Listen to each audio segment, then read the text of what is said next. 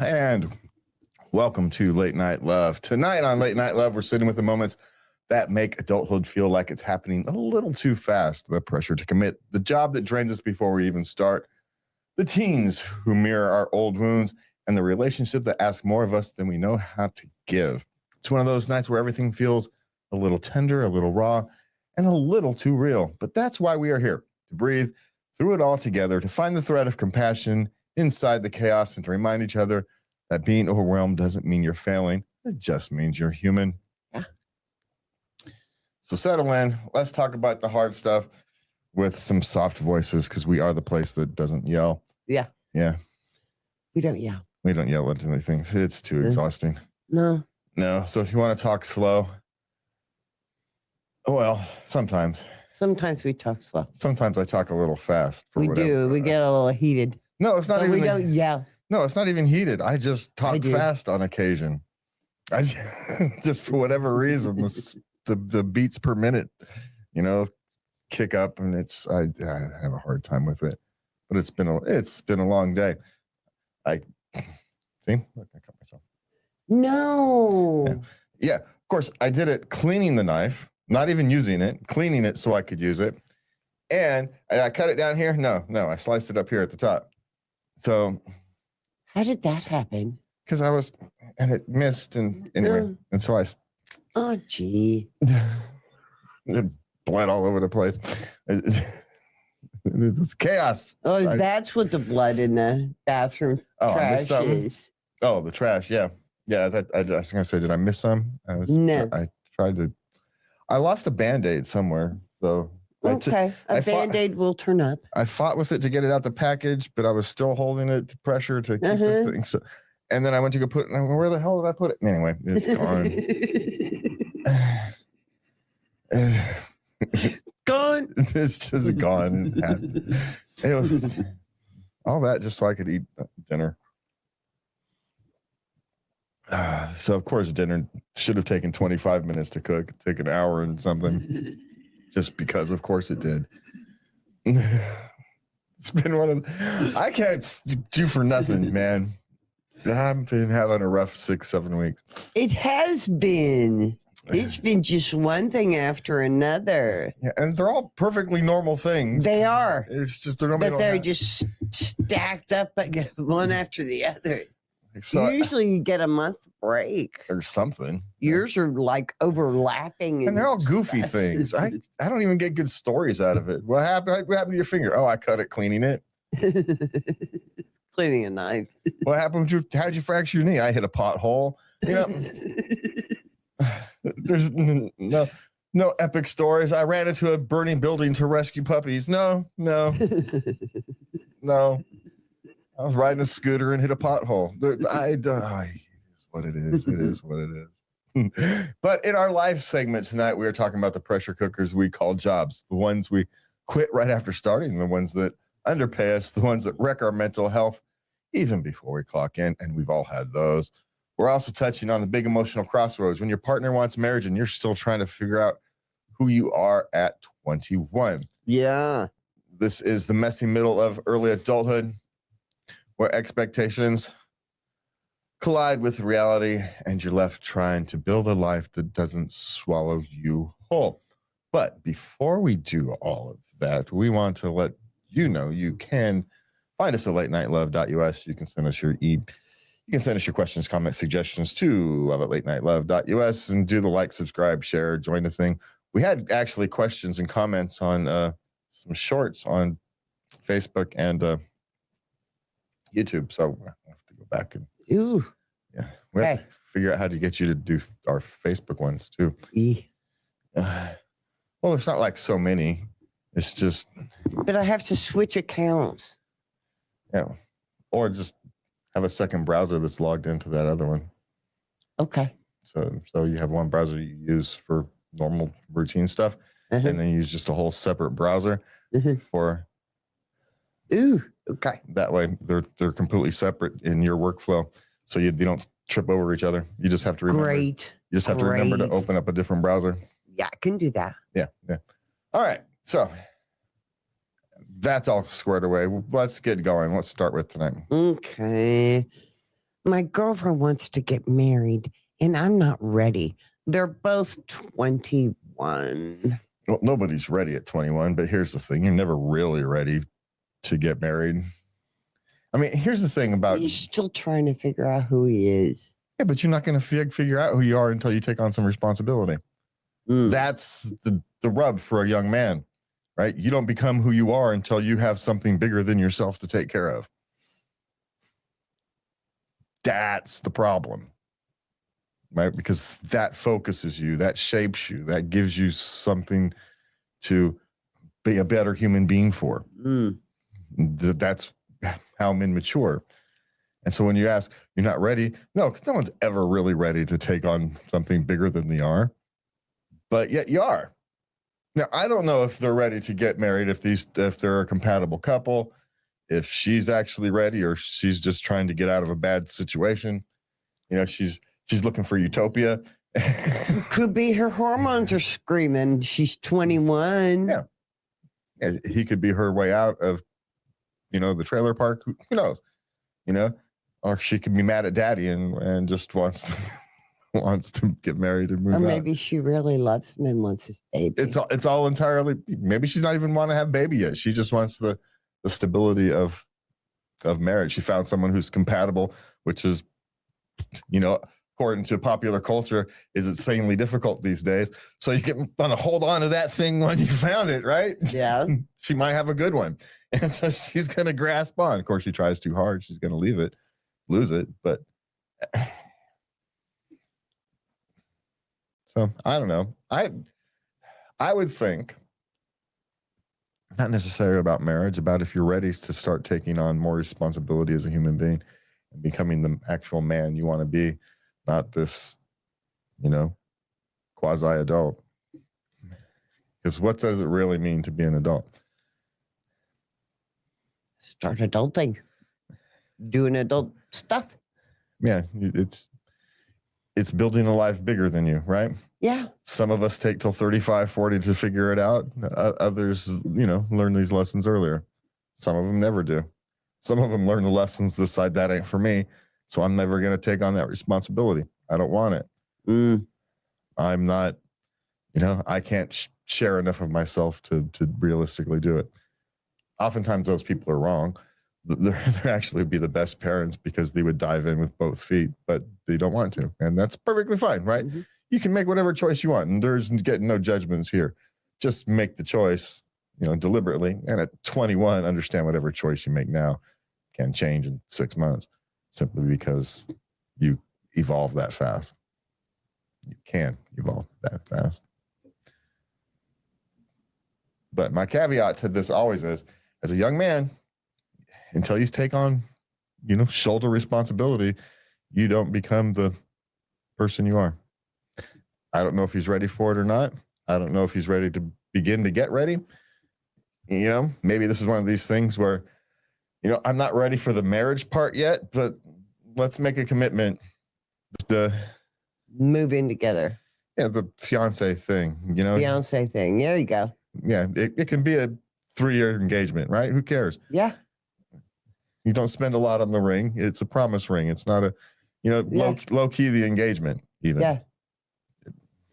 But in this modern world, finding people that are compatible,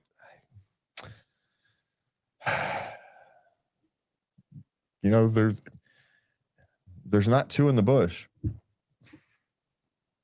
Back in the, what was it? My grandfather used to say, what is it? One in the hand for two in the bush. Yeah. Yeah.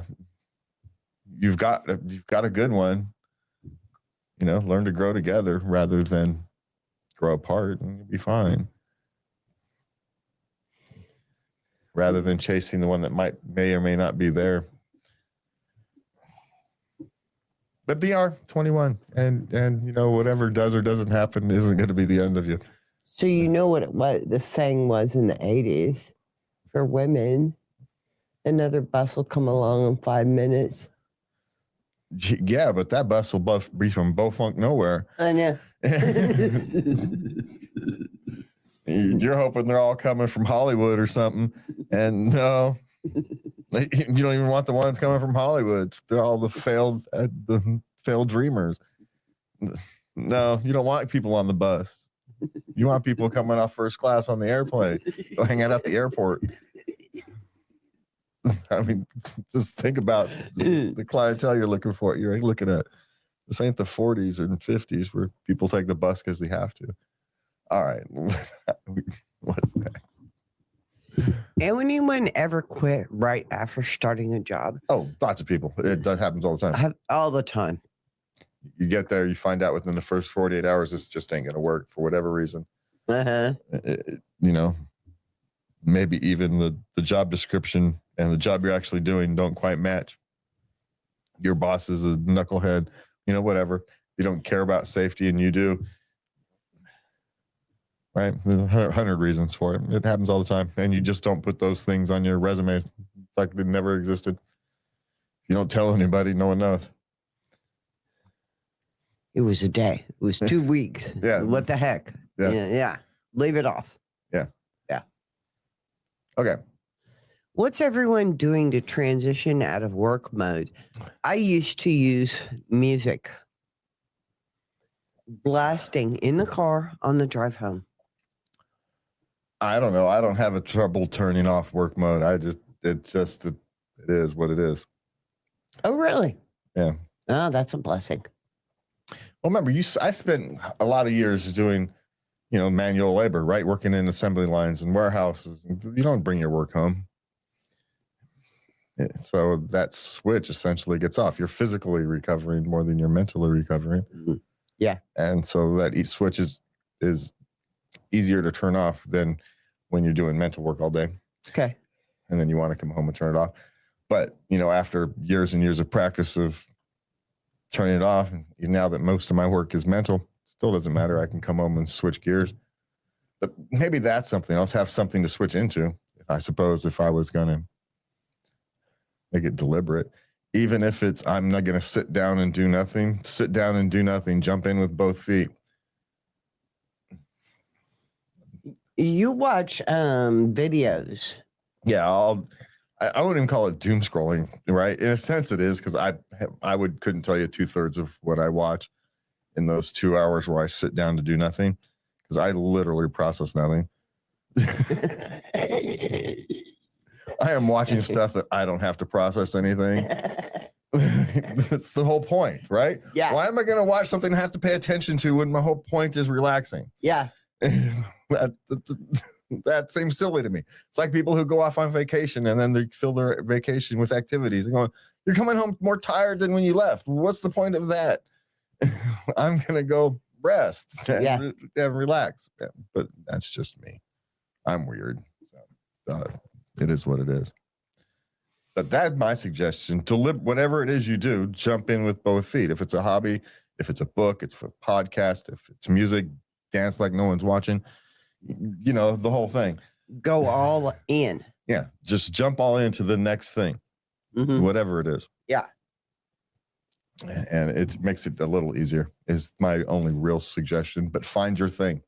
Everybody's got one. You just have to try it until you find it, or practice at it until you're good enough at it that it doesn't matter if you want to do it or not. Some people work out. That's what the workout is for. Switch from mental to physical. You take the dog for a walk, and, you connect with your dog. It's just some kind of transition, and other people can switch it on and off. And, for good, better, or for worse. Is any of these things better than the other? I don't know. Maybe walking your dog and connecting with your dog is more important than flipping the switch and sitting down and watching 2 hours of nothing and having no impact on your life whatsoever. So I'm not saying any of these things is better or not. I'm just saying it is what it is. Yeah. Maybe even switch it up sometimes. Yeah. Yeah. There we go. You'll see. All right. Found out my coworker makes $18,000 more than me for the exact same job, and I have to sit next to him every single day. Well, okay, here's the thing, as when someone makes that much more than you, are you sure they're actually doing the same job? They may be doing the same job, but they may be doing more than you, or the accounts they're working on are worth more. Or, how long have they been there? Yeah. Have they been there 5 more years? And so, that's the reason they're making. There's usually reasons for this. It's you have the same job title doesn't mean you do the same thing. Well, right? Yeah. Look at the NFL football team, or pick any a basketball team, right? They don't all make the same amount of money, but they all do the same thing. They all go out and play basketball. Technically, they all go out and entertain a crowd, but that's a different discussion. They're not actually paid to play basketball. They're paid to put people in the seats and get people to buy merchandise, and that's what they're technically paid for. It's just basketball is the venue for it. They're in the entertainment industry, and they often forget that. But that's a whole different, longer rant and discussion. Yet you got it in. But yet I got it in. But the point is, just because you have the same job and in theory your job description is relatively close, doesn't mean you're doing the same thing. Doesn't mean what you're doing has the same value. Well,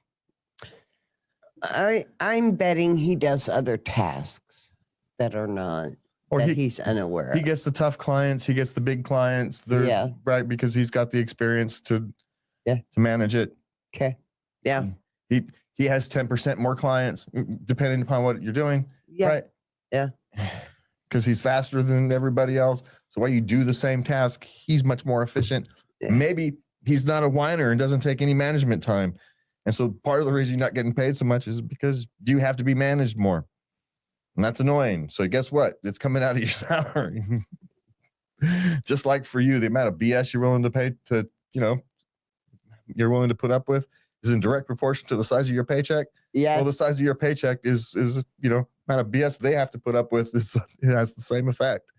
They're not going to pay you as much as if you're a pain in the butt.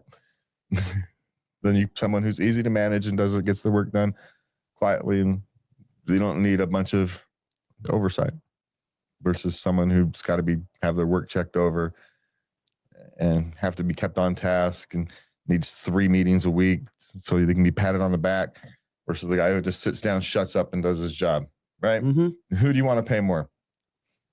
Even if at the end of the day, they get the exact same amount of work done. Who do you want to pay more?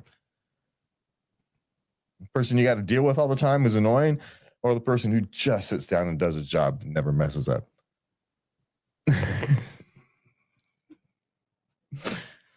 I'm paying the guy who sits down, shuts up, does his job, and never messes up. That's the guy I'm paying. I am quietly paying him more. And he will never tell anybody else because he doesn't care. Right? Yeah. So find out what your actual difference is, because there's a difference, is my suggestion. It's not the exact same job. It's not. No. And he's more experienced and he's getting paid for that experience and knowledge. But my guess is there's reasons for that. Okay. How do I deal with insecurity about my boyfriend's friendship with a coworker? Now, they're in their late 20s. So she's ready to start working through this. She wants to change. She's in her late 20s. Yeah. She's ready.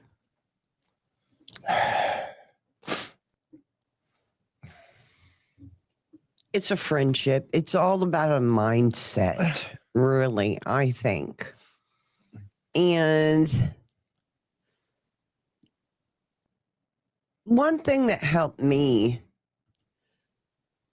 a certain mindset, is that I love my darling. He's great to be around. He's got a wonderful personality. He's friendly. He's engaging. I just like being around him. So hello, other people are going to like being around him too, And what? He's not allowed to have friends? I have friends. Well, here's the thing. They're in their mid to late 20s, right? 27, 28. Uh-huh.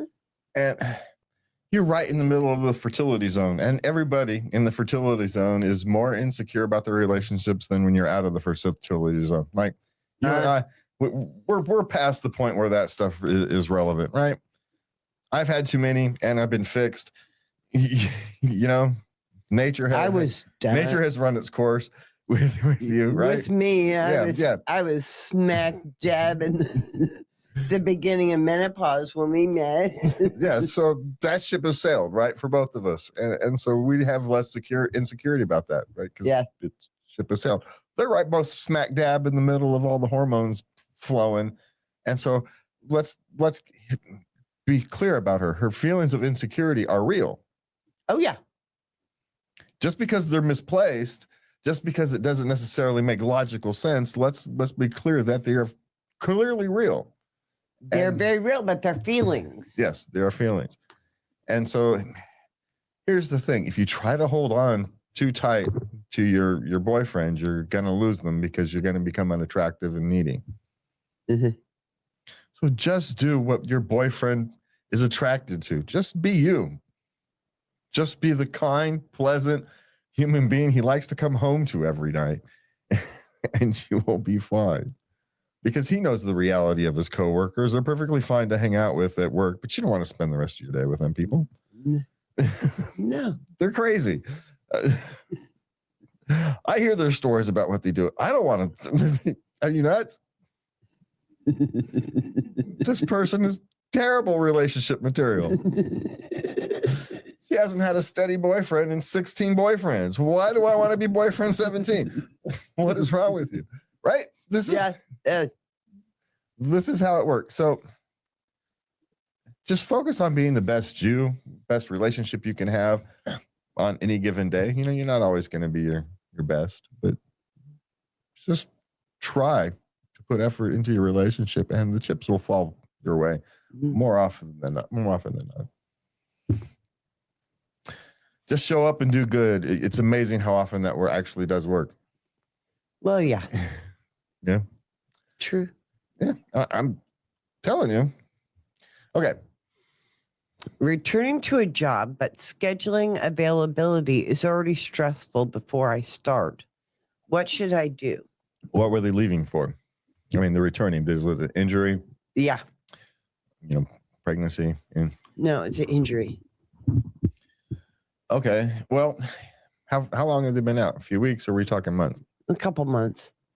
That's the problem, right? Because they've had to replace you for a couple months, and now they've got to fit you in where they can, while still trying to take care of the rest of the employees who they either brought in to cover for you, or who have gotten more hours, gotten used to those more hours. It's a delicate balance. Also, you know, you're not in the same shape you were. Assuming you're like a roofer or a stripe, depending upon the injury. I'm assuming you're not an office worker, because office workers, generally speaking, don't stay out long times for injuries because they can accommodate, right? So it's normally something more physical. Normally. So you just work through it just like you do anything else, right? Hey, just because something is stressful, lots of things are stressful, right? That's just part of life sometimes. And it really is. And you just kind of have to learn to work through those at times. And this is one of those times. Of course, it's going to be stressful. There's a large change. You're unsure about what the schedule is. You're unsure about, maybe they think you were trying to run some workers' comp scheme. Who knows? Don't know. Right. Or maybe you're just worried about that. No one actually does think you're trying to run a workers' comp scheme. You've got it all worked up in your head. Right. People do. I would have. Do people think I'm faking it, or right? Because lots of people do fake it, and now you worry about this stuff. And back in the day, when anxiety disorders, right? Yeah, these things can run wild in your. Yeah, the world is not responding. You're not responding to what the real world is. You're responding to the world your head is made up. I know. Right. So, my suggestion is take it one day at a time. Don't overly stress. I'm not telling you not to stress is stupid. Try not to overly stress about things you have no control over. Scheduling and availability. You trying to be as accommodating as you can, and they generally speaking will try to be as accommodating as Be prepared to work with people here. You're going to have to give. It's a give and take. Yeah. Yeah. You're going to have to give a little bit. It's not going to be your way. You might have to start sliding, finding a spot just until someone else changes jobs and now they've got more room for you. Sometimes those first few months, people, there's turnover all the time, so it won't take all that long. But it's just one of those things you got to deal with, man. There's no way around it but through it. Mixing metaphors on that one. I do like to mix my metaphors. Okay, what's this last one? Okay, now this one. Job is causing a mental health crisis. Should I just quit? Go to your HR and tell them you're having issues because of your job. And they oftentimes they have a counseling that's available for something like this. Give them a chance to respond. Well, here's also, I'm going to say, make sure the job isn't necessarily causing your health crisis. You might be having a health crisis and blaming the job for it rather than accepting what the real problem is.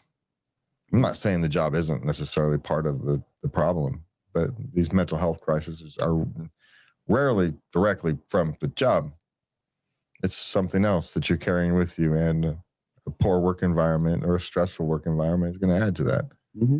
And of course, and because it's our nature to blame external forces rather than the internal chaos that's in our head we're going to blame the job for creating the chaos rather than the chaos creating the issues with the job. And there may be legitimate issues with the job as well. But if you're not having that internal chaos, it's a manageable situation. But because it's not, now everything is doubled, right? You've essentially doubled your problems. Anytime you're having a mental health crisis, start with you. You are the common factor. That's always my position. That's the thing you have to change, ultimately. And maybe you do need to quit and find a different job. If you're flexible enough where you can quit and get a different job relatively soon, or you have enough flexibility because you've got friends and family who'll take care of you for 3 months or whatever it is it might take to get a new job, fine. I don't have a problem with it. I'm actually supportive. HR works for them, not for you.